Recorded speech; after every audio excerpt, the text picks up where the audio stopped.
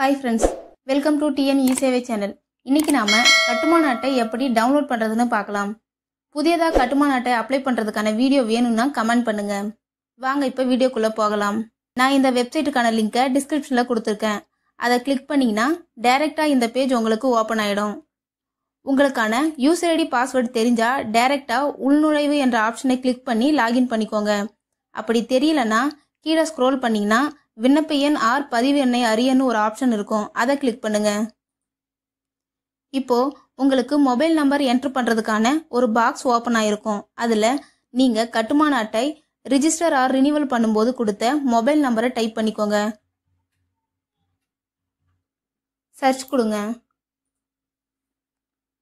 Next கீழே உங்களுக்கான register number show ஆகும்.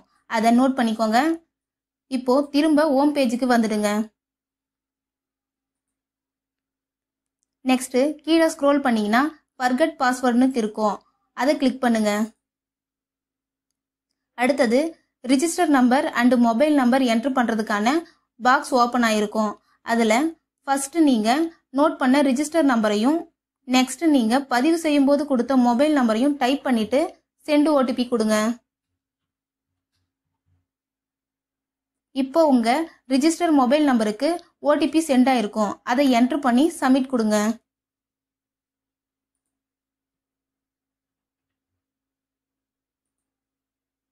நெக்ஸ்ட் உங்க மொபைல் நம்பருக்கு 7 டிஜிட் நம்பர் சென்ட் ஆயிருக்கும். அதுதான் உங்களுக்கான பாஸ்வேர்ட்.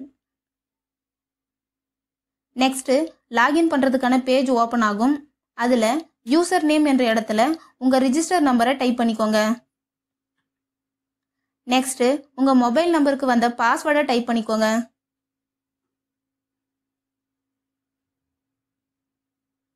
அடுத்தது லாகின் கொடுங்க. இப்போ உங்களோட பேஜ் லாகின் ஆனதும் உங்களோட டீடைல்ஸ் எல்லாம் ஷோ ஆகும். அதுல ஐடி கார்டுக்கு நேரா டவுன்லோட்னு ஒரு ஆப்ஷன் இருக்கும். அதை கிளிக் பண்ணுங்க.